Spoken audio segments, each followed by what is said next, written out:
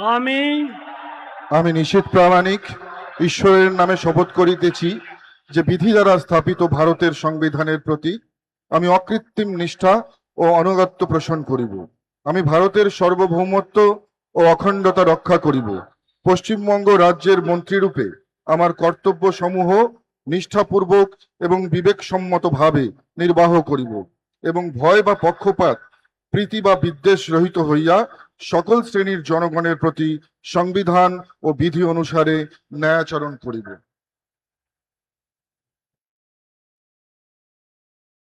আমি